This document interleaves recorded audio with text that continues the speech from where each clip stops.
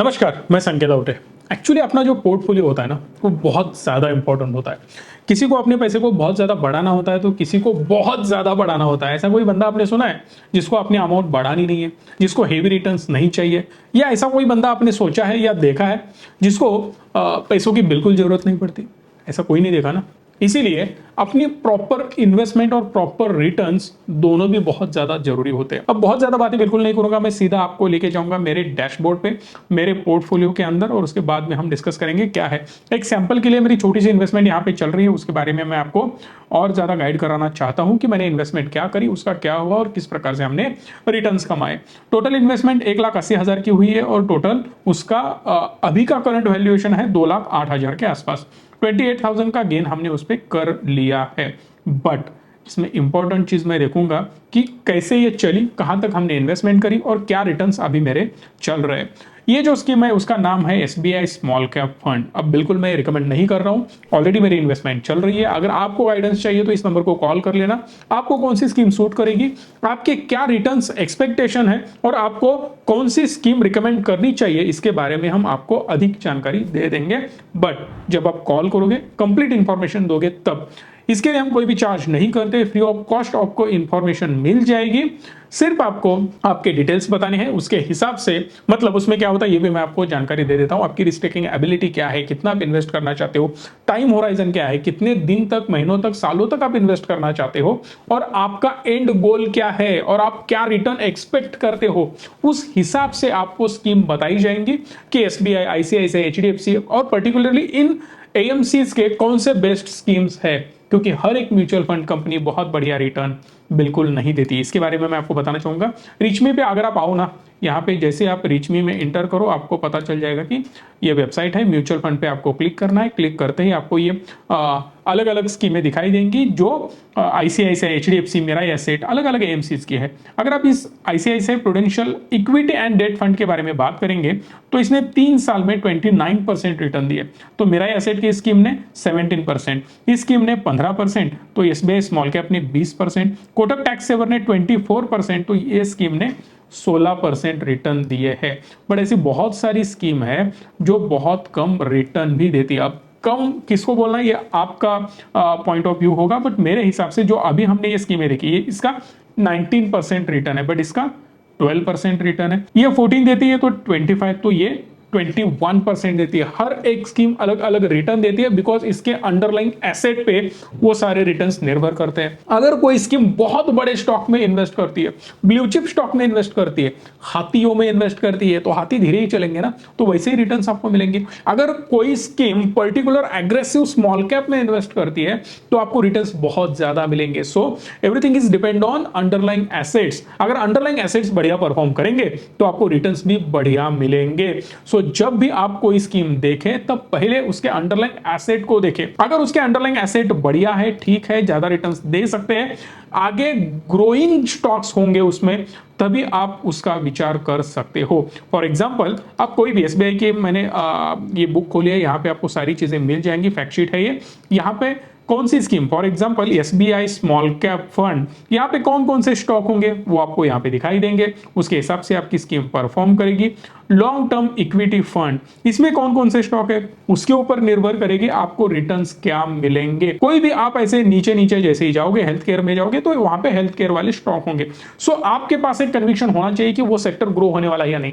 आपको पता होना चाहिए कि ये सेक्टर आगे जाके क्या कर सकता है। अब ये मत सोचना कि पता होना चाहिए इसका मतलब आगे क्या होगा एग्जैक्ट मुझे पता है, बिल्कुल नहीं। आप एक अजम्पशन डालोगे, आप एक सोच रखोगे, आपका एक थॉट प्रोसेस होना चाहिए, मार्केट के ऊपर आपका एक एनालिसिस होना चाहिए, उसके हिसाब से आप सेक्टर सिलेक्ट करोगे, उसके हिसाब से कई स्टॉक्स होंगे। वो स्टॉक अगर उस स्कीम में है, वो सेक्टर अगर उस पर्टिकुलर स्कीम में है, तभी उस स्कीम को आपको सिलेक्ट करना है। जिस सेक्टर पे आपको कन्विक्शन नहीं है उस सेक्टर को बिल्कुल हाथ भी नहीं लगाना है। ऐसे ही आपको मैं दिखाता हूं। अब ये सेक्टर ले लो, ये पर्टिकुलर स्कीम ले लो। इस स्कीम का नाम है बैंकिंग एंड फाइनेंशियल सर्विसेज। अब इस स्कीम के अंदर अगर आप स्टॉक देखो, HDFC के अंदर 18% इन्वेस्टमेंट होगी, ICICI के अंदर 16%, बजाज फाइनेंस के अंदर 9.7%, कोटक के अंदर 7.5%। इसका मतलब क्या है, अगर आप 100 रुपीज यहां पे इन्वेस्ट करते हो तो आपका ₹18 इन्वेस्ट हो जाएगा HDFC में, ₹16 इन्वेस्ट होगा ICICI में, ₹9 इन्वेस्ट होगा बजाज फाइनेंस में। अब इसका मतलब यही है, सिंपल सेंस यही है, अगर banking and financial services fund grow होना है तो सिंपली इन स्टॉक्स को बढ़ना होगा। तो उसके बाद में मैं जाके एनालिसिस करता हूं यार सच में HDFC बैंक बढ़ेगा क्या, ICICI बैंक बढ़ेगा क्या, बजाज फाइनेंस में ग्रोथ आएगी या कोटक में आएगी तो कितने स्टॉक्स में आ सकती है और कितने स्टॉक्स में नहीं आ सकती, इसका एक बार आपको एनालिसिस करना होगा। अगर आपको लगता है कि इसके मेजॉरिटी ऑफ स्टॉक्स परफॉर्म नहीं करेंगे तो आपको वहां से हटना चाहिए या इस स्कीम में इन्वेस्ट बिल्कुल नहीं करना चाहिए। अब मेरा कन्विक्शन अगर आप पूछो तो मेरे हिसाब से मैं बिल्कुल रिकमेंडेशन नहीं दे रहा हूं, अगेन मैं सिर्फ एजुकेशन पर्पस के लिए बोल रहा हूं। बैंकिंग सेक्टर में बहुत ज्यादा प्रॉब्लम चल रहे हैं, बहुत सारे लिमिट चेंज करने पड़ रहे हैं, RBI के गाइडलाइन चेंज हो रही है, उनके ऊपर बहुत ज्यादा प्रेशर आ रहा है, NPAs बढ़ रही है, उसके साथ साथ मेजर इकोनॉमी में इश्यूज आ रहे हैं जहां की ग्रोथ कुछ सस्टेनेबल नहीं दिखाई दे रही। अब जो ग्रोथ होने वाली थी वो बहुत स्पीड से हो चुकी है, अब यहां से आगे इतनी ज्यादा सस्टेनेबल ग्रोथ बैंकिंग में मुझे पर्सनली नहीं दिख रही है। इसका मतलब मैं क्या करूंगा, यहां पे नई इन्वेस्टमेंट बिल्कुल नहीं करूंगा, जो एग्जिस्टिंग इन्वेस्टमेंट है मैं उसको क्या करूंगा, स्विच करूंगा। जो स्कीम मुझे लगती है बहुत ज्यादा ग्रो हो सकती है वैसे स्कीम्स में मैं मेरा पैसा ट्रांसफर करूंगा। ये बहुत ज्यादा इंपॉर्टेंट है। बहुत सारे लोग बोलते हैं कि 10-20 साल रखो म्यूचुअल फंड देखने का नहीं, अरे भाई सही है, बट जो स्कीम 10-20 साल कंसिस्टेंटली परफॉर्म करती वहीं आपने पैसा लगाया होगा तो आपके लिए ठीक है, बट अगर आपने गलत स्कीम चूज करी हो तो डेफिनेटली आपको लॉसेस होंगे। सो ओवरऑल बोलने का मतलब यही है कि आपको स्टॉक्स का एनालिसिस करना आना चाहिए जब भी आप कोई म्यूचुअल फंड स्कीम चूज कर रहे हो तो, वहां पे इन्वेस्ट कर रहे हो तो। अगर नहीं आता है कोई दिक्कत नहीं है, हम आपको गाइड करेंगे विदाउट कॉस्ट। सेम अगेन चलते हैं मेरे पोर्टफोलियो पे, मुझे लग रहा था कि स्मॉल कैप में ग्रोथ आ सकती है इसीलिए मैंने यहाँ पे इन्वेस्ट करना शुरू किया और इसका रिजल्ट अगर पहले मैं आपको दिखा देता हूं कि क्या रिजल्ट है। मैंने शुरुआत करी 1,79,000 मैंने यहाँ पे इन्वेस्ट करे, उसका 2,08,000 हो चुका है। 33.2% XIRR रिटर्न्स मेरे यहाँ पे दिखाई दे रहे हैं, विच इज रियली ह्यूज। एक साल के अंदर इतने ज्यादा रिटर्न मिलना इतनी आसान बात नहीं है। देखते हैं मैंने यहाँ पे एक्चुअली किया क्या है। रिचमी पे अगर आप देखो ना तो एक और एक दिन का और एक रुपए का आपको हिसाब मिलता है। मेरे SIP चल रही है 15,000 की, सो यहाँ पे 14,999 का इन्वेस्टमेंट हो रहा है। पहली इन्वेस्टमेंट मैंने करी थी अगस्त में, नवंबर, दिसंबर, जनवरी, फरवरी, मार्च, अप्रैल, मई, हर महीने के 10 तारीख पे मेरा एक SIP का अमाउंट चला जाता है जो है समवेयर अराउंड 15,000 का। अगर 15,000 में इन्वेस्ट कर रहा हूं हर महीने तो हर 10 तारीख को जा रहा है, देखो यहाँ पे 10, 10, 10, 13। अब यहाँ पे 13 क्यों है, अगर 10, 11, 12 को हॉलीडे हो तो आपकी अमाउंट 13 को चली जाएगी, 9 को बिल्कुल नहीं।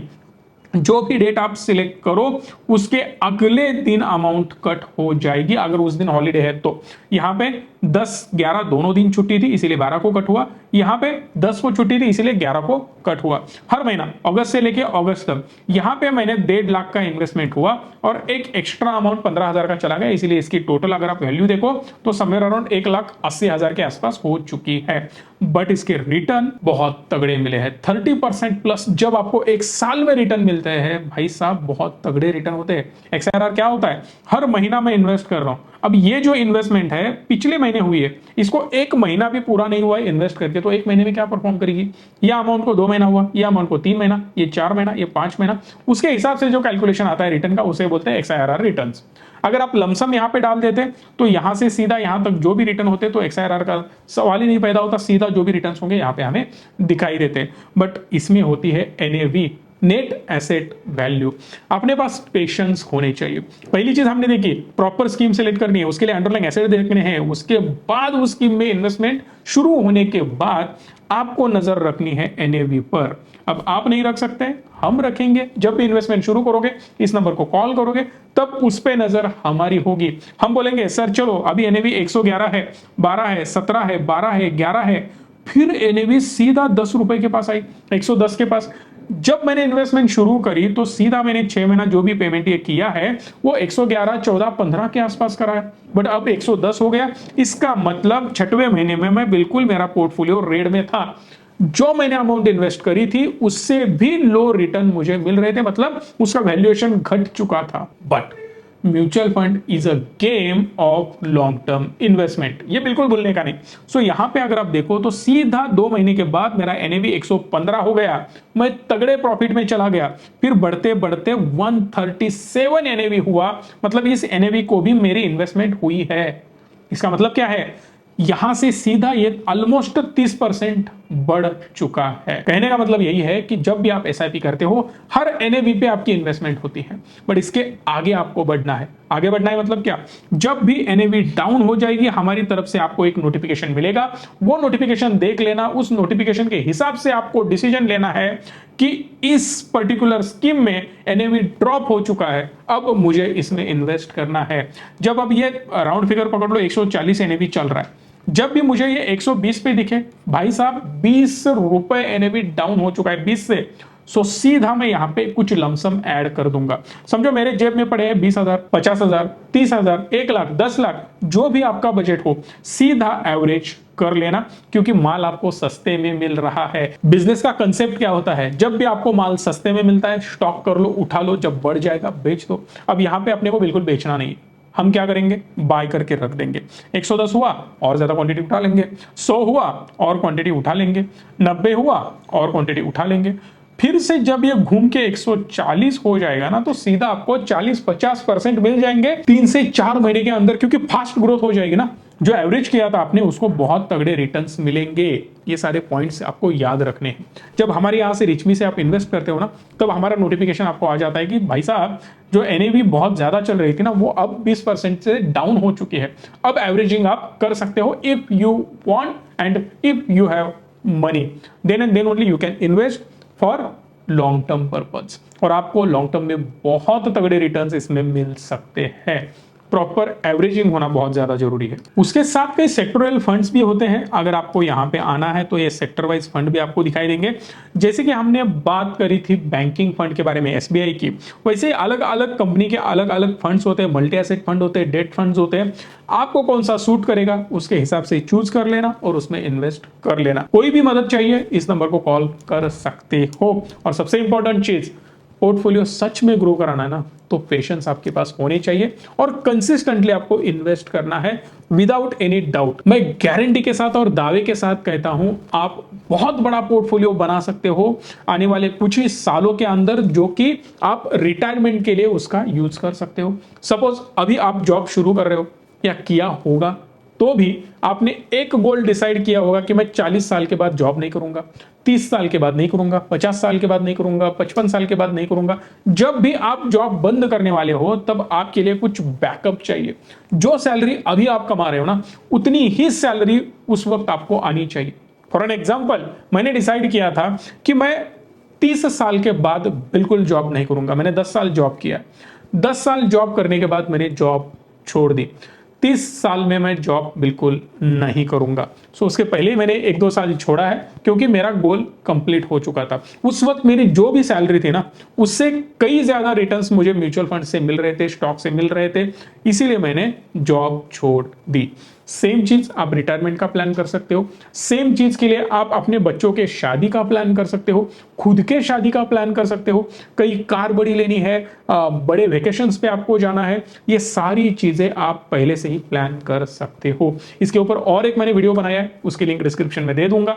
ये थंबनेल है उसका, वो भी जाके देख लेना। आपको पता चलेगा कि किस प्रकार से कंपाउंडिंग होता है और किस प्रकार से आप अपने बच्चों का कंप्लीट खर्चा एक साथ उठा सकते हो 2000 इन्वेस्ट करने के बावजूद। सिर्फ 2000 इन्वेस्ट करने, अपने बच्चों के पूरे करियर का खर्चा, उसके शादी तक का आप उठा सकते हो, और उसके शादी के बाद भी आपके पास करोड़ों लाखों रुपए बच जाएंगे।